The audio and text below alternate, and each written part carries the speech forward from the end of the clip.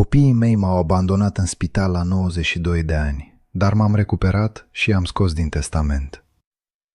Eram singur de 3 zile într-un salon de geriatrie, cu oxigenul pe față, pneumonie bilaterală confirmată și niciunul dintre cei 4 copii ai mei nu apăruse. Niciun telefon, niciun mesaj, nicio prezență în acel salon alb în care fiecare zi era un test de rezistență. Asistenta care mi-aducea medicamentele mă privea cu acea milă discretă a oamenilor care au văzut prea mulți bătrâni uitați în spitale. Eu însă nu mă simțeam uitat. Mă simțeam trezit. Eram medic internist de 40 de ani și știam ce se întâmplă cu un organism când are un motiv să lupte. Găsisem un motiv. Nu pentru a muri în păcat, pentru a trăi și a acționa cu precizie. Ca să înțelegeți cum a ajuns un om de 92 de ani să semneze testamente noi dintr-un pat de spital, trebuie să vă duc înapoi. Nu la ziua internării. Aceea a fost doar ultima piesă dintr-un puzzle asambat cu răbdare de ani de zile. Trebuie să vă duc la casa din Floreasca, la biblioteca cu mii de cărți, la grădina cu tei, la viața pe care eu și Eugenia o construisem cărămidă cu cărămidă de-a lungul a 5 decenii. Și la momentul în care am înțeles că pentru copiii mei, toate acestea nu mai reprezentau o moștenire de primit cu recunoștință, ci o problemă de rezolvat cât mai eficient și cât mai repede cu putință. Dacă urmăriți acest canal pentru prima dată, abonați-vă acum și activați notificările ca să nu ratați nicio poveste. Poveștile pe care le spunem aici sunt reale, sunt dificile și sunt despre oameni care au ales să nu cedeze în tăcere în fața nedreptății. Dați un like și scrieți în comentarii din ce oraș sau țară urmăriți astăzi. Există mii de oameni în aceeași situație, bătrâni abandonați de familie în momentele cele mai vulnerabile, uitați în spitale în timp ce copiii lor calculează ce rămâne după ei. Fiecare poveste spusă cu voce tare contează enorm pentru noi toți. Rămâneți cu mine până la capăt. Nu veți regreta nicio clipă. Mă numesc Petru și am 92 de ani. Am lucrat 40 de ani ca medic internist la un spital din București și am văzut mii de oameni trecând prin suferință și prin vindecare. Știu ce înseamnă corpul omenesc când luptă și când cedează. Știu diferența dintre un pacient care vrea să trăiască și unul care a renunțat deja în interior. Soția mea, Eugenia, a murit cu 2 ani în urmă, la 90 de ani, acasă, în pat, cu mâna mea în mâna ei. Am crezut că moartea ei ne va aduce pe toți mai aproape, că durerea comună va cimenta ceea ce viața bună desfăcuse pe nesimțite. Mă înșelam. Aveam 4 copii, Anca, Radu, Mirel și Florentina. Crescuseră în casa din Floreasca, alergaseră în grădina cu tei, cântaseră la pian în salonul cel mare, plecaseră pe rând la facultăți și la viețile lor proprii. Îi vizitasem în fiecare an, plătisem datorii, îi ajutasem cu bani pentru case și mașini, fără să cer niciodată socoteală. Eugenia spusese mereu că dăruim fără calcul, pentru că suntem părinți, nu creditori. Eu crezusem asta cu toată convingerea mea de om format la o școală veche, în care familia era un angajament pe viață, nu un contract cu clauze de ieșire la prima dificultate. Vila din Floreasca era mai mult decât o proprietate. O construisem în 1971 cu economiile strânse din primii ani de practică medicală, din nopțile de gardă și din weekendurile fără vacanțe. Eugenia alesese fiecare detaliu: parchetul de stejar, balustradele sculptate, rozeta de tencuială de deasupra ușii de la intrare. Grădina o plantase ea, arbore cu arbore, tei în spate, liliacul la intrare, magnolia în mijloc, adusă din Brașov într-o zi de primăvară. Casa aceea mirosea a tot ce am iubit. Purta în pereții ei fiecare sezon al vieții noastre, fiecare bucurie și fiecare doliu, fiecare masă de Crăciun și fiecare dimineață liniștită de toamnă. Biblioteca era creația mea personală, acumulată în 3 decenii de lectură metodică.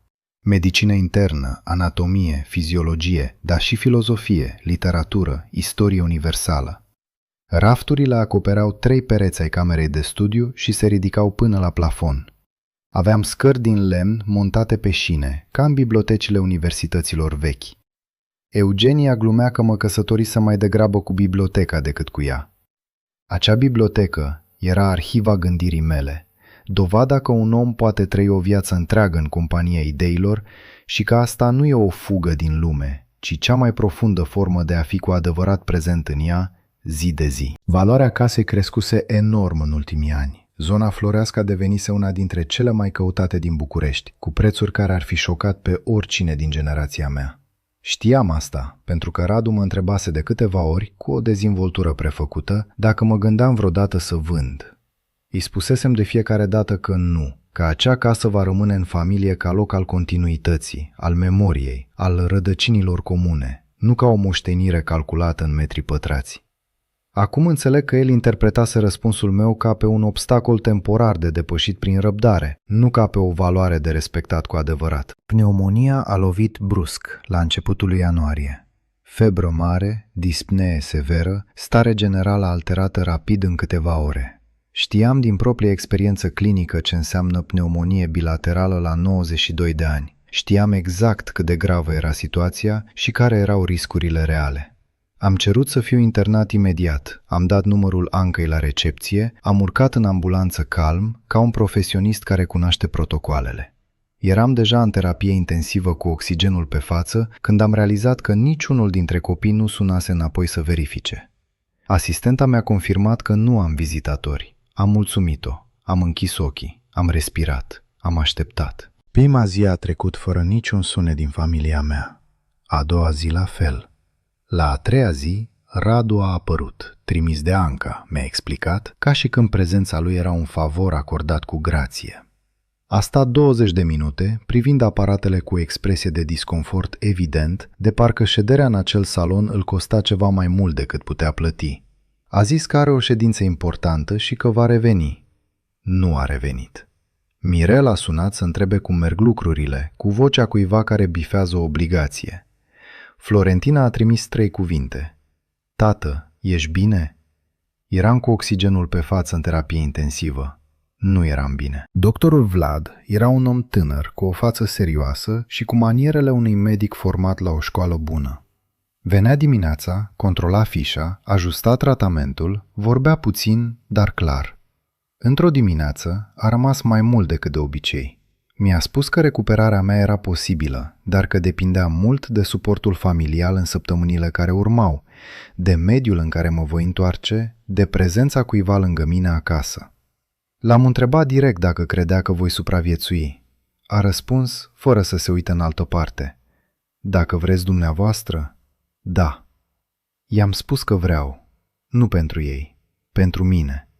Aveam ceva de terminat. Anca a venit în a 5-a zi. A adus fructe și a stat cu ochii mai mult pe telefon decât pe mine. Conversația a mers decent, până în momentul în care a spus, cu vocea aceluia care a repetat fraza acasă de mai multe ori: Tată, dacă după spital nu te mai descurci singur, trebuie să ne gândim la soluții. Am întrebat ce soluții. A zis că există azile bune, că îngrijirea specializată e mult mai profesionistă azi, că nu ar fi o rușine pentru nimeni. Am privit-o lung, cu atenția unui clinician care ascultă un pacient și identifică în spatele cuvintelor ceea ce nu se spune cu gura. Înțelesesem diagnosticul complet. Cea mai grea parte nu era durerea fizică. Durerea fizică o știam și o gestionasem toată viața, la alții și la mine. Grea era claritatea rece a ceea ce vedeam. Faptul că nu mai aveam nicio iluzie de risipat. Știam că Anca nu era rea în sensul vulgar al cuvântului. Era un om care pusese valoarea casei înaintea responsabilității față de cel care o construise cărămidă cu cărămidă. Și asta era, în felul ei, o formă de cruzime mai grea decât ura directă. Ura implică atenția acordată celuilalt. Indiferența calculată e altceva. E absența completă a datoriei morale față de un om care nu mai e util în ecuație. A doua zi după vizita Ancăi, Radu a venit împreună cu Mirel. Au stat la capătul patului și au vorbit între ei, crezând că adormisem. Nu adormisem. Radu spunea că vila trebuie evaluată urgent, că nu are rost să rămână goală dacă tatăl merge la un azil. Mirel a zis că trebuie să vorbească și cu Florentina, că ea vrea apartamentul din centru. Au vorbit despre metri pătrați, despre prețuri din zona Floreasca, despre cine preia ce. Eu ascultam cu ochii închiși, respirând lent, ca un om care nu mai e prezent. Dar era mai prezent decât fusesem de ani de zile și fiecare cuvânt mi se imprima cu precizia unui dosar clinic. Am stat cu ochii închiși mult timp după ce au plecat. Nu de oboseală, de necesitate strategică. Aveam nevoie să procesez ceea ce auzisem fără să las emoția să distorsioneze judecata. Eram medic. Știam că deciziile luate în stare de furie sau de durere acută sunt rare ori cele mai bune. Trebuia să privesc situația exact cum priveam un caz clinic. Datele clare pe masă, diagnosticul corect stabilit, planul de tratament construit pe logică, nu pe sentiment. Diagnosticul era limpede. Copiii mei mă considerau deja absent din propria viață. Rămânea de construit planul de tratament. Și acela urma să fie al meu, nu al lor. Am reconstruit cronologia în acea noapte de spital. Vizitele rare din ultimii ani, scăzând progresiv, justificate de fiecare dată cu munca, cu copiilor, cu distanța. Telefoanele tot mai scurte, tot mai formale. Întrebările repetate despre vilă, despre ce plănuiesc cu ea. Comportamentul Ancăi după moartea Eugeniei, mai prezentă câteva luni, ca o datorie de bifat, apoi dispărută din nou. Toate acestea aveau acum sens, reunite într-un singur tablou coerent. Nu era o sumă de neglijențe independente, era un tipar deliberat.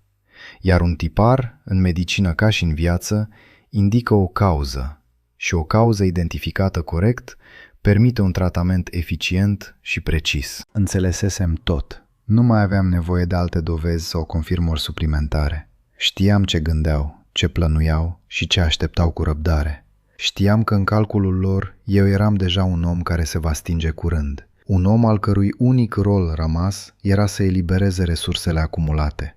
Nu li se putea reproșa în termeni simpli. Societatea în care crescuseră îi învățase că proprietatea se administrează și bătrânețea se gestionează eficient. Dar eu nu eram gata să devin o problemă de gestionat. Eram un om întreg, cu o minte care funcționa mai bine decât a multora cu jumătate din vârsta mea și aveam de luat niște decizii. Am luat decizia în liniște totală în acea noapte, cu monitorul care bipa regulat și cu lumina slabă filtrând pe sub ușă. Nu era o decizie dictată de furie sau de dorința de răzbunare. Era o decizie medicală, rece și precisă. Tratamentul corect pentru un diagnostic corect. Dacă averea mea va fi oricum distribuită, ea va merge acolo unde produce cel mai mult bine real, nu acolo unde va fi transformată în confort pentru oameni care nu înțeleseseră că viața unui om de 92 de ani valorează mai mult decât prețul de piață al terenului pe care locuiește. Era concluzia mea clinică. Urma să o execut cu răbdare deplină. Nu am spus nimănui din familie ce plănuiam. Nu am schimbat nimic în comportamentul față de copii. Când sunau, răspundeam calm. Când veneau, îi primeam cu aceeași caldură controlată. Eram exact bătrânul vulnerabil pe care îl așteptau, iar ei interpretau liniștea mea drept resemnare și acceptare. Dacă urmărești această poveste și te întrebi ce ai fi făcut tu în locul meu, dacă ai fi explodat de furie sau ai fi ales tăcerea strategică, scrie în comentarii. Eu am ales tăcerea nu din slăbiciune, ci din precizie clinică. Un chirurg nu taie până nu are câmpul pregătit. Și câmpul meu nu era pregătit încă. Am cerut doctorului Vlad un tablet cu acces la internet sub pretextul că vreau să verific niște protocoale medicale. S-a uitat cu surprindere la mine, dar a adus. Am căutat numărul lui Ion, vechi coleg de facultate, care renunțase la halat la 40 de ani și devenise avocat, o decizie pe care eu o criticasem cu ironie atunci și pe care acum o binecuvântam sincer. Fiul lui conducea cabinetul de ani buni. I-am trimis mesaj direct, scurt, fără explicații inutile. A răspuns în 20 de minute. L-am rugat să vină la spital discret, fără să știe nimeni din familie. A doua zi era acolo, cu dosarul și cu stiloul. Ion a ascultat totul cu atenția unui om care a auzit multe povești urâte și nu se mai miră de nimic. Arăta mai bătrân, cu părul alb și cu ochelari groși, dar mintea lui era exactă ca un ceas elvețian. Mi-a confirmat ceea ce știam deja. Atâta timp cât sunt capabil să raținez și să semnez, Pot dispune de averea mea fără nicio restricție legală. Mi-a cerut o evaluare psihiatrică la cerere proprie, la un specialist ales de mine, independent de spital și de familie. A organizat vizita direct în salon. Medicul psihiatru m-a evaluat metodic și a emis documentul oficial. Capacitate deplină de discernământ. Vârsta e un număr, mintea e altceva. Primul act pe care l-am semnat în acel pat de spital a fost revocarea completă a testamentului vechi. A dispărut legal, definitiv, fără nicio posibilitate de contestare. Al doilea act a fost un testament nou, semnat în prezența notarului, adus discret de Ion, cu 2 martori din afara familiei mele. Vila din Floreasca mergea integral unei fundații medicale care acordă burse tinerilor medici din medii defavorizate. Biblioteca, cu toate cărțile, mergea facultății de medicină unde studiasem acum 70 de ani. Economiile din bancă mergeau unui fond de îngrijire a bătrânilor singuri, fără familie. Planul era complet, echitabil și irevocabil în orice instanță. Copiii mei nu primeau nimic din averea materială, dar fiecăruia îi lăsasem câte o scrisoare personală scrisă de mâna mea, pe hârtie albă, cu cerneală albastră, fără acuzații și fără ură, doar adevărul. Ce simțisem în zilele acelea de spital abandonat, ce auzisem când credeau că dorm, ce înțelesesem despre cine deveniseră față de mine în ultimii ani și ce sperasem eu toată viața că vor fi. Scrisorile urmau să fie deschise doar după moartea mea, odată cu citirea testamentului la notariat. Până atunci nu știau nimic. Ion le păstra sigilate. Planul era complet și legal. M-am recuperat în 6 săptămâni. Doctorul Vlad mi-a spus că a fost surprins de ritmul vindecării. I-am răspuns că un organism cu un scop clar funcționează diferit față de unul care nu mai are pentru ce lupta. Am ieșit din spital pe propriile mele picioare, cu un baston nou, cu Ion alături, și am urcat liniștit în mașina lui. Copiii mei nu știau că fusesem externat. Nu i anunțasem intenționat. Voiam să măsor cât durează până sună să întrebe de mine. Eram curios din punct de vedere uman, ca un medic care urmărește evoluția unui caz pe care îl monitorizase cu grijă. Au sunat după 4 zile. Anca, prima, mi-a spus că spitalul o informase că fusesem externat și că nu știa unde mă aflu.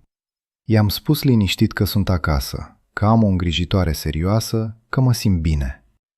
A întrebat cine a ales îngrijitoarea, dacă e de încredere, dacă are referințe verificate. Am spus că da. A propus să vină toți duminică la prânz. Am acceptat. Au venit toți 4 cu familiile. Au mâncat, au vorbit, au râs. Nimeni nu a pomenit spitalul, nici zilele de absență, nici conversațiile pe care le cunoșteam în detaliu. Și nici eu nu am adus nimic în discuție. Nu era nevoie. Ceea ce ei nu știau era că testamentul era deja arhivat la notariat din a 2-a săptămână a internării mele, că averea pe care o calculaseră nu mai exista pentru ei din punct de vedere legal de mai bine de o lună de zile, că fiecare vizită de duminică și fiecare telefon de verificare venea prea târziu, nu pentru că eu să le fi ținut minte greșelile cu amărăciune, ci pentru că faptele au consecințe care nu se negociază retroactiv cu nicio scuză. Eu nu le-am spus nimic atunci. Nu era nevoie de o scenă dramatică. Documentul semnat spunea tot ce trebuia spus, cu autoritate completă și în tăcere. Vizitele lor au devenit mai frecvente după externare. Nu știu dacă din remușcări reale sau din calcul. Probabil un amestec din amândouă, în proporții pe care nu le pot cunoaște cu exactitate. Eu am primit fiecare vizită cu aceeași politețe cu care l-aș fi primit pe orice pacient din cabinetul meu, fără reproșuri, fără aluzii, fără semnale că ceva se schimbase fundamental în structura lucrurilor. Eram exact tatăl pe care îl știau, calm, coerent, politicos. Singura diferență era că eu știam ceva ce ei nu știau. Și acel ceva schimba complet raportul de forțe, în tăcere absolută și fără nicio urmă de tensiune vizibilă. Anca mi-a adus odată flori și a stat o oră întreagă vorbindu-mi despre nepoți, despre proiecte la serviciu, despre excursii planificate în familie. Era mai prezentă, mai caldă decât în ultimii ani. Am ascultat-o cu plăcere sinceră, pentru că ea rămânea fiica mea, indiferent de ceea ce decisesem legal. Dar când a plecat și am rămas din nou singur în biblioteca mea, cu ceaiul în mână și cu rafturile pline de cărți în jur, am simțit o liniște adâncă și stabilă. Nu liniștea omului resemnat care a cedat, liniștea omului care a luat o decizie dreaptă și trăiește consecvent cu ea, fiecare zi, fără regrete. Acum 2 ani am angajat-o pe Cristina, o femeie de 50 de ani cu o formație de asistentă medicală și cu manierele unui om crescut cu respect autentic față de vârstnici. Face cafeaua exact cum o fac eu, citește din cărțile mele și vrea să discutăm ce a citit. Nu se uită la proprietate cu ochii unui inventar sau cu privirea cuiva care calculează. Vine pentru mine, nu pentru casă. Am ales să-i spun totul, pentru că cineva trebuia să știe și să înțeleagă complet. Cristina este singurul om față de care sunt complet transparent în toată această poveste. Prezența ei a transformat ultimii 2 ani în cei mai liniștiți din această perioadă. Scrisorile pentru copii sunt în sertarul biroului, în plicuri sigilate cu numele fiecăruia scris cu stiloul meu vechi, cu cerneala albastră. Cristina știe unde sunt. Ion știe. Notarul știe. Nimeni altcineva nu știe de ele. Câteodată mă gândesc la ziua în care le vor deschide și le vor citi. La Anca, care va citi ce am simțit când ne-a vorbit despre azile. La Radu și Mirel, care vor citi despre conversația purtată crezând că dorm. La Florentina, care va citi despre cele 3 cuvinte trimise când eram cu oxigenul pe față. Nu știu ce vor simți în acel moment și nu mai contează ce vor simți. Trăiesc în casa mea, beau cafeaua în grădina cu tei în fiecare dimineață, citesc din biblioteca mea și primesc vizitele copiilor cu politețe egală. Am 92 de ani și sunt mai liniștit decât am fost în ultimii 10. Înțeleg acum că dreptatea nu înseamnă întotdeauna confruntare directă și scandal vizibil. Înseamnă uneori să acționezi corect în tăcere deplină și să lași documentele să vorbească după ce tu nu mai poți. Magnolia din grădina Eugeniei a înflorit din nou în primăvara aceasta. O privesc în fiecare dimineață de la fereastră și știu că ea ar fi înțeles exact ce am făcut și de ce. Unele forme de dreptate nu au nevoie de public ca să fie reale. Voi, ce ați fi ales să faceți în locul meu? Ați fi confruntat copiii față în față și le-ați fi spus pe față tot ce știați?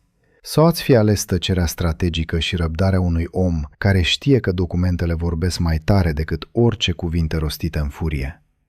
Scrieți în comentarii răspunsul vostru sincer și abonați-vă la canal dacă nu ați făcut încă.